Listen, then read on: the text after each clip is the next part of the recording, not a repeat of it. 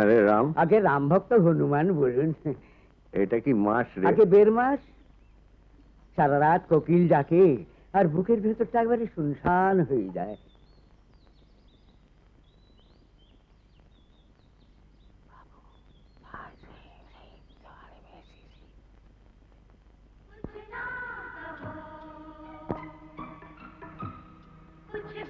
তাহলে শেষ পর্যন্ত তোমার যদি বজায় থাকলো? জেদ আমার নয় ছোট বউ, জেদ এই বাড়ির। এই বাড়ির প্রত্যেকটি দেয়ালের প্রত্যেকটি ইট কাঠে।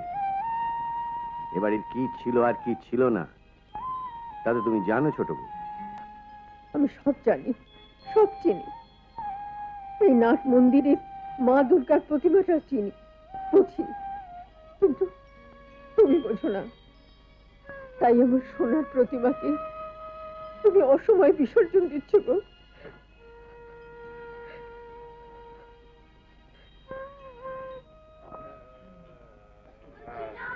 হুম না, হুম না, হুম না, হুম না, হুম না, হুম না।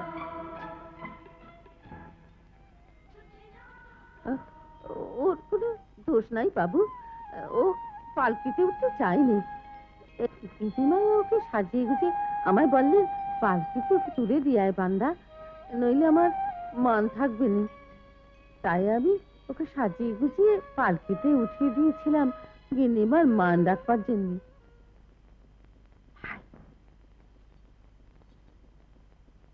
ভিতরে যা। কি হলো, থামলি কেন? তোকে আমার পাখি পড়ার মতো করে শেখালাম। চল চল, যা যা। আবার দাঁড়ায়, যা যা ভিতরে যা। টেবিলে খাবারটা রাখ, রাখ রাখ বলছি।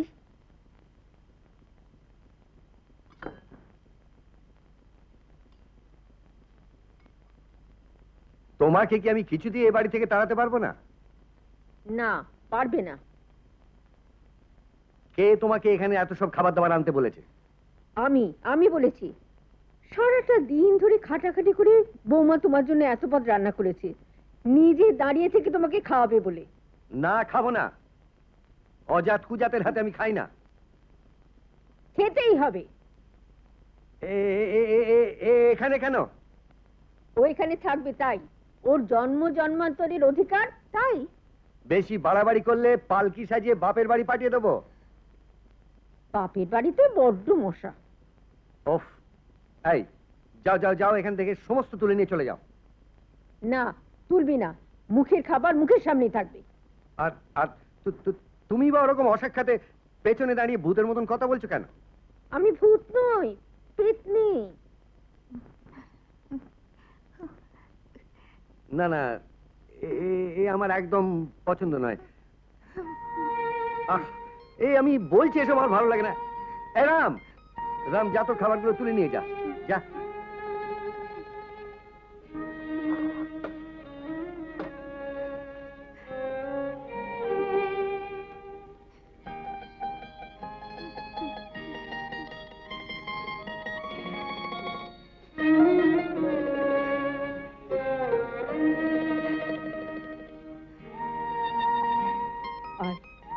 চলে আয় বউ।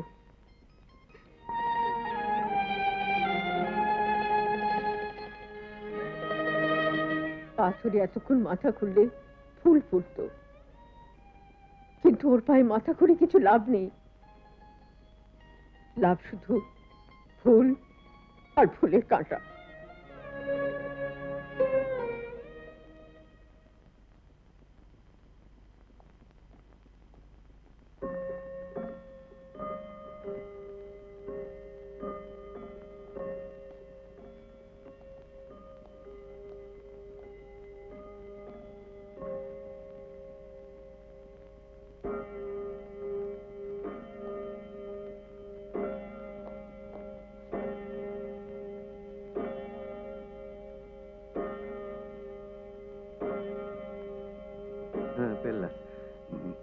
এই পেল্লাদ,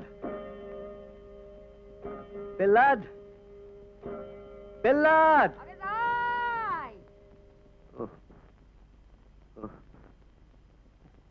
পেল্লাদ, এই তো আমি তো আছি। হ্যাঁ, আমার খুব খিদে পেয়েছে, আমি কি খাবো রে? হাওয়া খাবে? হাওয়া? হাওয়া মানে? তার মানে মা বলতেছিলেন হাওয়াচ্ছে আর খাওয়া নাই। এ বাড়িতে সব হাওয়া খেয়ে আছেন তো? ও, কেউ কিছু খায়নি? কিন্তু যাকে তুই আমার খাবারটা নিয়ে আয়, বুঝলি? আমার ভীষণ খিদে পেয়েছে, আমি আর থাকতে পারছি না। এই শোন, লুকিয়ে আনবি, কেউ যেন দেখতে না পায়।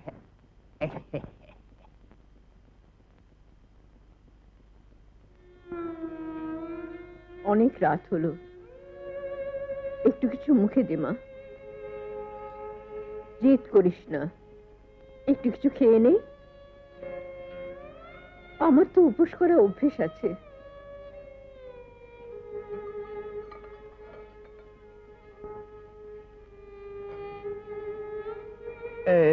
কেউ দেখতে পায়নি তো? মানে মানুদাটা দেখতে পায় না তো?